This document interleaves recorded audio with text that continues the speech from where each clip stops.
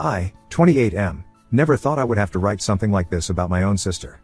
Amy, 32F, and I lost our dad 2 years ago to a sudden heart attack while he was driving home from work. Our mom passed away from cancer when I was 8 and Amy was 12, so for most of our lives, it was just the three of us. After mom died, dad had to work 2 jobs to keep us afloat. He worked as a mechanic during the day and took night shifts at a warehouse. This meant Amy basically became my second parent. She cooked, helped me with homework, attended my school events, and basically kept our household running while dad worked himself to exhaustion. Growing up, Amy and I were incredibly close. She was more than just a big sister, she was my best friend, my confidant, and my protector. When I was bullied in middle school, she walked me to school every day. When I had my first heartbreak at 16, she stayed up all night with me eating ice cream and watching movies. She even postponed college for a year to help dad save up more money.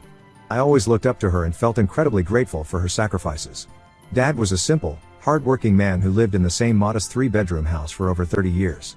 He drove the same old Toyota until it practically fell apart, bought clothes from discount stores, and never took vacations. He never talked about money or investments. The only financial advice he ever gave us was to save for emergencies and avoid debt. After he passed away, it seemed natural for Amy to handle all the paperwork since she's an accountant and I was dealing with a crisis at work. My company was going through layoffs and I was fighting to keep my job. I trusted Amy completely to handle everything fairly. She told me dad had left the house to both of us, which we sold for $280,000 and split equally. She said there was a small life insurance policy that barely covered the funeral expenses, and that was it. I had no reason to doubt her. It fit with everything I knew about dad's lifestyle. Last week, my wife Sarah and I were cleaning out our storage unit because we're trying to downsize to save money for a house down payment.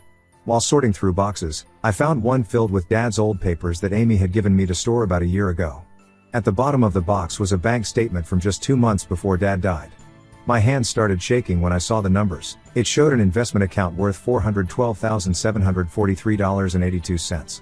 The statement showed regular monthly deposits going back years, along with steady investment growth. Dad had been quietly saving and investing a significant portion of his income all this time. I couldn't process what I was seeing. I called Amy immediately and asked her to come over. When she arrived and I showed her the statement, her reaction told me everything. At first, she tried acting confused, saying she didn't remember seeing any investment accounts. Then when I pressed harder, she got defensive and said dad had told her to handle his finances after he died. Finally, after I threatened to contact the bank directly, she broke down and admitted that she had known about the account all along and had transferred all the money to herself shortly after dad's death. Her justification made me feel sick. She said she deserved the money more because she had sacrificed her youth taking care of me. She brought up every little thing she had ever done for me, making my school lunches, helping with college applications, lending me money when I had credit card trouble in college, which I paid back in full with interest. She said I was too irresponsible with money to handle a large inheritance, pointing to my past financial mistakes even though I've been completely debt-free for years and have a good job in IT now. The past 2 years started playing back in my head with this new context. While Sarah and I have been living in a tiny 1-bedroom apartment, struggling to save for a house, postponing having children because we couldn't afford a bigger place, Amy bought a beautiful new house last year. She claimed it was all from her and her husband's savings from their jobs. She even gave us budgeting advice and suggested we cut back on eating out, which we barely did anyway, to save more. I told Amy she had 24 hours to transfer my rightful share of the inheritance, or I would be contacting a lawyer. She started crying and saying I was destroying our relationship over money, that I was being ungrateful after everything she had done for me. Her husband Mark has been calling and texting nonstop, saying I'm being selfish and trying to guilt me into letting it go for the sake of family peace. He keeps bringing up how Amy helped raise me, as if that gives her the right to steal hundreds of thousands of dollars from me. Most of our extended family is taking Amy's side. Our Aunt Linda called me yesterday saying I should be grateful for everything Amy did for me growing up and not ruin our sibling relationship over money. My cousin Pete told me I was being heartless and that Amy deserves extra compensation for being my stand-in mother. But none of them seem to understand that this isn't about the money anymore, it's about the betrayal. How many times over the past 2 years has Amy watched me stress about money while sitting on my inheritance? How many times has she offered financial advice while actively hiding my money from me? I keep thinking about Dad and how heartbroken he would be to see this. He worked so hard his entire life to provide for us, saved diligently while denying himself any luxuries, only for Amy to steal it all and justify it based on past sacrifices that she chose to make. He always taught us to be honest and fair with each other, saying that integrity was more important than money. Now every childhood memory I had of us being a close, loving family feels tainted. The 24-hour deadline expires tomorrow morning. After that, I'm contacting a lawyer first thing Monday. My wife is furious and fully supports taking legal action. I never imagined my sister could betray me like this, But I can't let her get away with stealing my inheritance while pretending to be the caring big sister. Update 1. It's been 2 weeks since my original post, and I want to thank everyone for their support and advice. The situation has gotten even more complicated than I initially thought. After my 24-hour ultimatum expired, Amy did transfer some money to my account, $50,000. Along with the transfer, she sent me a lengthy email that made my blood boil. She claimed this was my fair share of the inheritance because she had spent far more than that raising me after mom died. The email included a detailed spreadsheet of expenses from our childhood, going back almost 20 years. She had listed everything: school supplies, groceries, utilities, my portion of the rent, clothes, medical expenses, even the cost of the video games she bought me for birthdays and Christmas. She calculated that she had spent over $75,000 of her own money on me during the year she helped raise me, money from her early paychecks while dad was struggling with 2 jobs. The spreadsheet even included interest calculations, as if this was some kind of loan that needed to be repaid. Reading through her itemized list of every single thing she had ever done for me felt like a punch to the gut. Every act of sisterly love had been reduced to a transaction, with a price tag attached. The sister who I thought had helped raise me out of love was now presenting me with a bill for her services. I couldn't sleep that night, thinking about how she had been keeping these mental receipts all these years while pretending to be the loving big sister. The next morning, I contacted a lawyer who specializes in estate fraud. During our first meeting, he asked a crucial question that I should have thought of sooner: had I ever seen Dad's actual will? I realized I hadn't.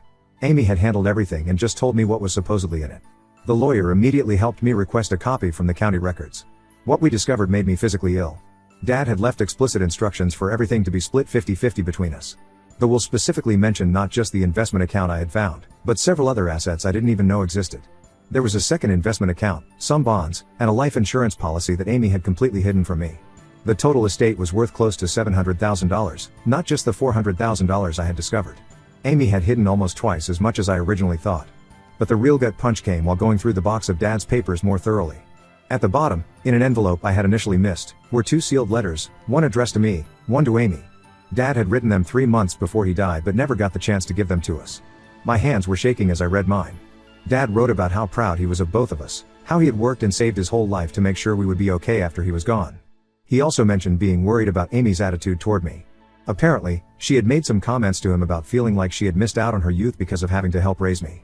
In Amy's letter, which I probably shouldn't have read but couldn't help myself, Dad thanked her for helping with me but also expressed concern about her growing resentment.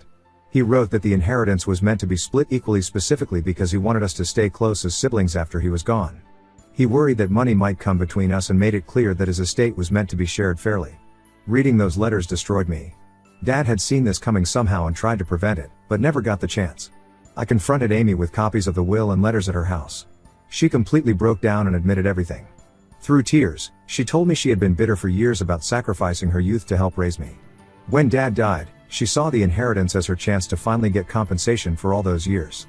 She had convinced herself that she deserved more than me, that Dad would have understood if he knew how she really felt. The lawyer says we have an absolutely solid case for estate fraud.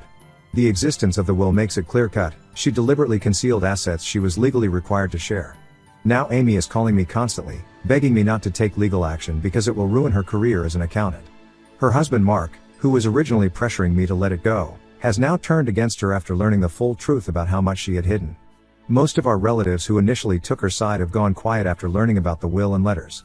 The few who still defend her say that growing up without a mom affected her more deeply than anyone realized, that having to be a mother figure at 12 years old warped her perspective on family and money.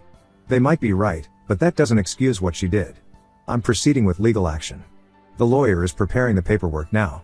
Amy keeps trying to negotiate, offering different amounts to settle, but I don't trust a word she says anymore. I've blocked her number and told all relatives that I won't discuss it with them. This goes beyond money now. It's about years of lies and manipulation from someone I trusted completely. Finding out that she had been secretly resenting me all these years while pretending to be the loving big sister has destroyed any chance of salvaging our relationship. Update 2. 3 months have passed since my last update, and what we've discovered through the legal process has changed everything. My lawyer subpoenaed Amy's bank records as part of the estate fraud case, and what we found was far worse than I imagined. She hadn't just hidden the inheritance after Dad died, she had actually started moving his money while he was still alive. In his final year, when Dad was having some health issues and occasionally forgetting things, Amy had convinced him to add her name to his accounts to help manage his finances. She used this access to gradually transfer small amounts to her own accounts. The bank records show a pattern that makes me sick to my stomach. Every month, she would move $3,000 to $5,000 from Dad's accounts to hers, timing the transfers with his regular pension deposits so he wouldn't notice the missing money. She did this for almost a year before he died, taking close to $100,000 in total. She even changed his online banking password so he couldn't check the accounts himself, telling him it was for security reasons. When my lawyer presented this evidence to her lawyer, Amy finally broke down and told the full truth. Dad had started having occasional memory lapses in his last year. Nothing serious, forgetting where he put his keys, missing a few bill payments, that kind of thing. But Amy used these minor incidents to convince him he needed help managing his money. Instead of telling me or getting proper legal arrangements made through a lawyer, she decided to take control herself. According to Amy, she initially told herself she was protecting Dad's money for both of us. She claimed she was worried he might give money to scammers or forget to pay important bills. But once she had access to his accounts and saw how much he had saved, she started feeling entitled to more. She admitted to manipulating Dad during his vulnerable moments, making him think he was spending more than he actually was so he wouldn't question where the money was going. The bank records also revealed something that made me even more furious. During this same period, while she was stealing from Dad, she had borrowed $15,000 from me for what she claimed was a medical emergency with her husband Mark. She paid me back eventually, but now I realize she was using Dad's stolen money to do it. She was literally using stolen money from our father to pretend she was paying me back. The lawyer says this changes everything legally. It's not just estate fraud anymore. What she did could be considered elder financial abuse since she took advantage of Dad when he was showing signs of cognitive decline. She manipulated him into giving her account access, then systematically stole from him while hiding his declining mental state from me. If we pursue this angle, she could face criminal charges. Mark finally reached out to me directly last week. He's filing for divorce after discovering Amy had been hiding money from him too. Apparently, she had been lying to him about their finances for years. He found out she had a secret account he never knew about, and now he's worried she might have been stealing from her accounting clients as well. Amy is now offering to return everything plus interest if I agree to drop the case. She sent me a long email explaining that she got in over her head and didn't know how to stop once she started. She claims she always intended to pay it all back eventually but kept finding reasons to delay. She's begging me to show mercy, saying criminal charges would destroy her life and career. Some family members are pressuring me to accept her offer. Our Aunt Linda, who initially defended Amy, now says that while what she did was wrong, sending her to prison won't bring Dad back. Our cousin Pete suggested that maybe Dad's memory issues were worse than we knew, and Amy's actions, while wrong, might have come from a place of genuine concern about his mental state. But I keep thinking about Dad in his final year, being manipulated and stolen from by his own daughter. While he was having those small memory lapses that frightened and confused him, his trusted daughter was using them to steal his life savings instead of getting him proper help. I also can't stop wondering, if he hadn't died when he did, how much more would she have taken? Would she have eventually cleaned out all his accounts? The lawyer says we have an extremely strong case if we want to pursue criminal charges. I haven't decided yet what I'm going to do, but I know one thing, I'll never be able to look at my sister the same way again. The person I thought she was never really existed. Update 3, it's been 6 months since this nightmare began, and everything has finally come to a head, though not in the way anyone expected. Amy checked herself into a mental health facility last month after having what Mark described as a complete breakdown. She apparently hadn't slept for days and was becoming increasingly paranoid about everyone finding out what she had done. The divorce proceedings between Amy and Mark revealed even more shocking information. She hadn't just been hiding money from him, she had been embezzling from several of her accounting clients for years. When the State Board of Accountancy started investigating her after Mark reported some irregularities he found, she completely fell apart. 3 of her biggest clients have already pressed criminal charges, and more may follow. Before checking herself in, Amy signed over everything she had taken from Dad's estate, plus interest. Her lawyer delivered a cashier's check along with a USB drive containing all her financial records. The drive showed years of systematic theft and deception, not just from Dad and me, but from practically everyone who trusted her. She had been running a complex web of fraud, moving money between accounts to cover her tracks. I also learned why she really needed that $15,000 loan from me 2 years ago. She had been gambling online, trying to win back money she had taken from one of her clients. Mark found dozens of online casino accounts in her name, with hundreds of thousands in losses. She had been stealing to cover gambling debts, then gambling more trying to fix her mistakes. It was a vicious cycle that just kept getting worse. Most of our relatives have stopped defending her actions entirely. Even Aunt Linda, who was her strongest supporter, admitted that Amy needs serious help beyond what family can provide. The few relatives who had sided with her initially have been calling to apologize to me, saying they had no idea about the gambling or the extent of her deception. I received a long letter from Amy last week, written from the facility where she's getting treatment. She finally explained everything, how she started gambling in her early 20s as a way to cope with the stress of being a surrogate parent, how it spiraled out of control, and how she had been living a double life for years. She wrote that she had convinced herself she deserved Dad's money as compensation for her sacrifices, but really she just needed it to cover her gambling losses. The hardest part to read was her admission that she had been planning to steal from Dad even before his memory issues started. She had just used his confusion as an excuse when she got caught. She ended the letter begging for forgiveness, saying she knows she doesn't deserve it but hopes someday I can at least understand that she was sick. I've decided to go no contact permanently. Some people, including my wife Sarah, say I'm being too harsh, that Amy is sick and needs family support to recover.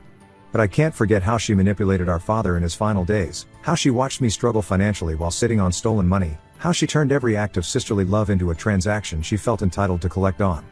The inheritance money is now in a trust managed by an independent trustee. I'm using part of it to establish a scholarship in Dad's name at his old high school, focusing on helping students who have lost parents. It feels like the right way to honor his memory and his belief in education as a path to a better life. I still catch myself missing the sister I thought I had, but I've finally accepted that person never really existed. The real Amy was hidden behind a mask of caring and sacrifice, systematically stealing from everyone who trusted her. I hope she gets the help she needs, but I can't have her in my life anymore. Some betrayals just cut too deep to heal.